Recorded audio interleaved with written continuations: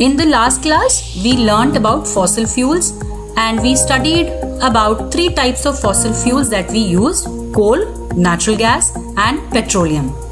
So basically these are the non-renewable sources of energy which is very difficult to be renewed. Now in this class we will talk little more about fossil fuel and then we will move on to discussing the renewable sources of energy. Now next question that we would like to discuss is, why do we even need to conserve these fossil fuel? We know that basically these fossil fuels, as we learned earlier, they are the non-renewable source of energy. And to renew these non-renewable source of energy, the fossil fuels, it takes millions and millions of years for us to replenish them. So definitely we have only an average lifespan of about 70 years, 75 years at the most. If they will take millions of years to renew, definitely we can't replenish them in our current lifetime. But then we are continuously using these fossil fuels. So one day we will definitely run out of this type of energy. So in order to avoid it, there is a requirement for us to conserve these fossil fuels because they are in limited quantity. That's why we need to conserve. There are many disadvantages of fossil fuel. For example, fossil fuel causes air pollution. How do they cause air pollution? By burning the coal, by burning petroleum, kerosene, diesel. What is happening? The harmful gases are coming out and they are polluting the environment. Burning of fossil fuel also releases some harmful gases like carbon monoxide, carbon dioxide, nitrogen and the oxides of sulfur. So basically all these gases are very, very harmful for the environment. These gases further leads to acid rain. Now what is acid rain? I'm sure you must have learnt it in your lower classes earlier also. What is acid rain? Now if there are more number of such harmful gases in our environment, what will happen? Eventually these are the gases which makes up the clouds and the clouds in turn give us rain, right? So if the gases are harmful, the kind of rains that they are going to give us will also be full of these acids. And when the rain comes down, when the first rain comes down, it is generally very harmful because it contains lot of acids, lot of harmful gases. It's a rain of acid basically. So such rain is called as acid rain. So the more harmful gases we end up releasing in the atmosphere, the more harmful will be the waters, okay, the rains. Now this also affects our water and soil resources. I mean, there is every kind of pollution takes place because of the burning of the fossil fuel. There is air pollution because the air is getting infected. There is water pollution because again the same air is going up in the form of clouds and this water is again coming down in the form of rain. So if the air is polluted, the waters have to be polluted. And also the soil, because the soil is also getting polluted. So all the types of pollution takes place because of burning of fossil fuel. Now it also causes greenhouse effect. Now greenhouse effect means warming up of the environment, of the earth's environment. From the sun we are getting the rays. Now these rays, they heat up the earth's environment and they are not able to actually go out of this atmosphere again. They get trapped inside this atmosphere and eventually the temperature of the earth starts to increase. This is called as greenhouse effect. So when there are harmful gases released in the environment, it gives rise to the greenhouse effect. So these are the various disadvantages of fossil fuel. So because of these two reasons, first is with so much of disadvantages attached to fossil fuel and also that they are in limited quantity and they cannot be replenished in our lifetime, we need to conserve the fossil fuel, limit the amount in which we are actually using them right now, and we should move on to some of the renewable sources of energy. Now we will move on to understanding as to how can we actually make use of some of the renewable source of energy. So the first renewable source of energy is solar energy.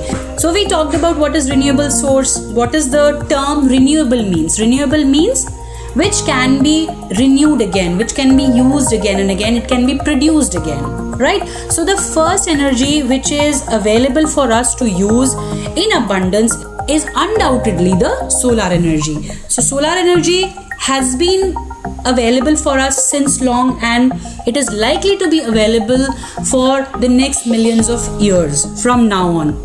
So this is the type of energy which is available to us free of cost. Now let's understand what is solar energy and how can we use it. So I'm sure all of you must have seen the solar cookers.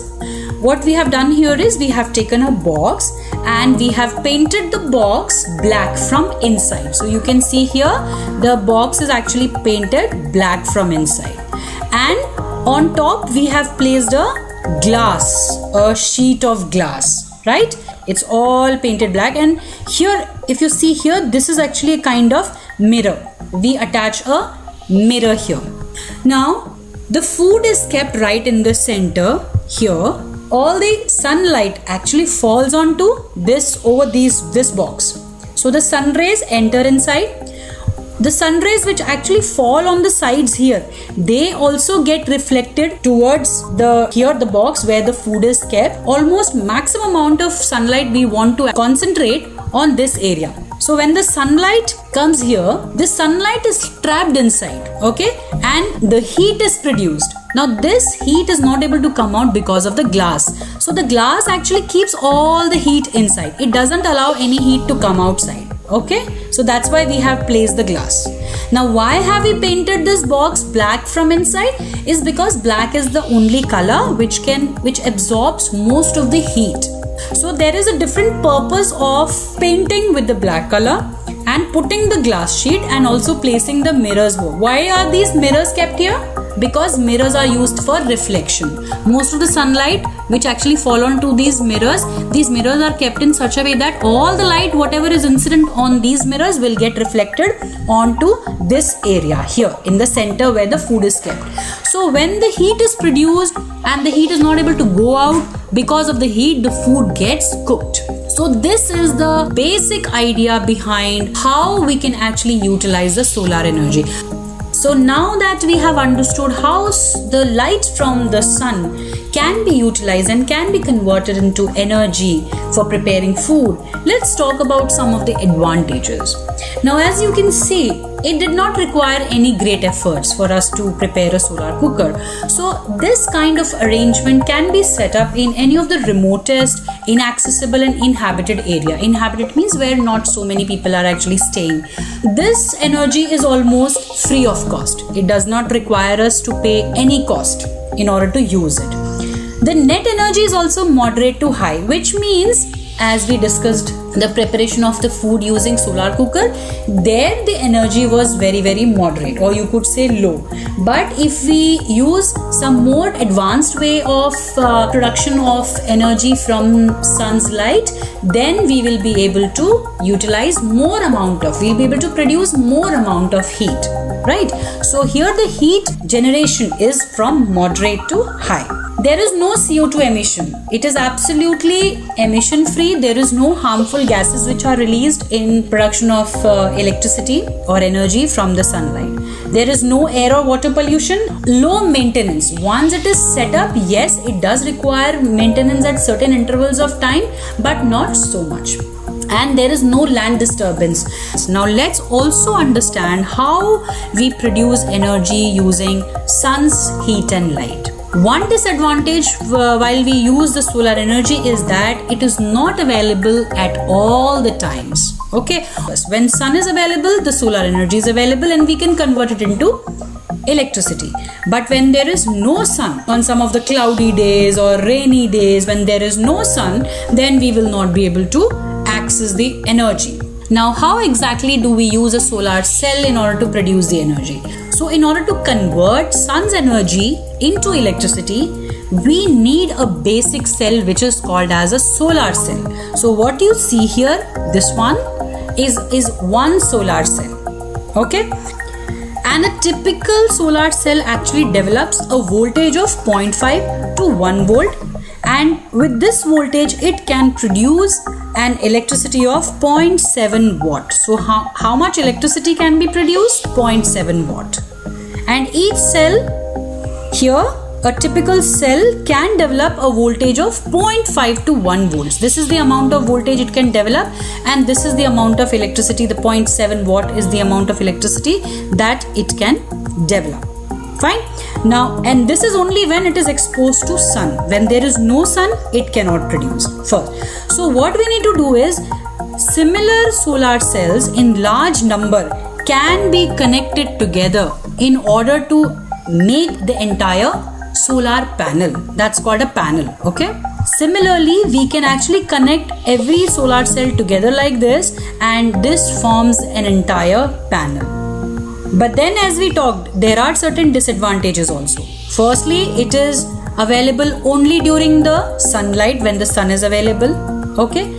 Another thing is, to prepare these solar panels, we need a special type of silicon which is not abundant in nature. Okay, and this silicon is generally prepared from silica. Okay, and silica is available in sand. So silica is available in abundance, but to convert silica into what we need, the silicon, the special type of silicon, this process is very, very costly. So that's why we say that this special type of silicon is not abundant in nature. So that is one disadvantage. That's why these solar panels actually are very, very costly. When you connect various solar cells together, what you need is a silver in between them. So a silver is used for interconnection of the cells in the panel. So that silver also adds to the cost. So that's why we say the initial installation cost is very, very high. Initially, when you want to set up, installation means setting up of the cost. When you have really decided that you're going to have a solar panel, so that installation cost is very high. Initial cost is also very high. In between, definitely it requires maintenance, which is also there, but initial cost is generally very, very high. It has low efficiency. Now, why do we say low efficiency? Firstly, understand what is efficiency. Efficiency means output upon input. Means how much of input have you given, and with respect to that, how much of output did you get. So you have invested a lot of money for initial installation of a solar panel at your home, but then the amount of the energy that you end up using from this solar panel is generally very less. But of course, it's free of cost once you set it up. But it's generally, as compared to the other forms of energy, it is generally very less. Okay, that's why we say low efficiency, means the output is low as compared to the input that you have invested. Other than the domestic uses, other than the commercial uses, we also have some technological uses, which means that solar panels is also used in technological equipments. For example, any artificial satellite, any space probes like the Mars orbiter. Space probes means, see, this is the space probe, this is the Mars orbiter that you see here. Okay, so they also use solar cells as the main source of energy. These are the cells which keep working, and these are the main source of energy. Because of these solar cells only, all the systems inside are actually working. Another thing is all the radio communication, the wireless transmission, and all the TV signals and the radio stations, most of them, they use the solar panel. So especially in the remote places where it is sometimes not possible for the electricity to be transmitted, so solar panels are a very efficient way of utilizing the energy. So nowadays you have traffic signals, they also have the solar panels, so they work based on the sun's availability. Then you have calculators, some of your gadgets, your watches will have their solar watches, toys will also be fitted with solar cells. So nowadays we are actually trying to avoid any other kind of non-renewable source of energy, and we are trying to depend more on the renewable source of energy. Now the solar cells are also mounted on specially designed inclined rooftops so that more solar energy is incident over it. Now, have you seen certain rooftops like this? They are inclined in a certain manner, in such a way that more amount of sunlight can be incident on it. Suppose if you keep it flat, suppose if you keep it like absolutely flat, what will happen? The sun will be available only for a short period of time. But if you incline it in such a way that for a longer period of time the sunlight can be made to fall over this solar panel, so the more the time the sunlight is available, the more the energy production. So nowadays we have some advanced technologies which allow us to extract more and more amount of energy from sunlight. Okay, so these are some of the technological uses. Now here I would like to clarify a small point is technological use is different from the domestic and the commercial use. Specifically, if the question is state some of the technological use, then please don't write solar cooker. If the question is technological uses, then you have to write these 4 points which talks about how the technology these days are actually utilizing the solar panel. So you've got to talk about the artificial satellite, the space probes, various toys and traffic signals and watches. So please keep this point with you. Today we have only covered the solar energy and how the electricity can be extracted by using the sunlight. In the next class we will talk about hydropower, which means how the energy can be extracted from water. Okay, so that's all. Thank you.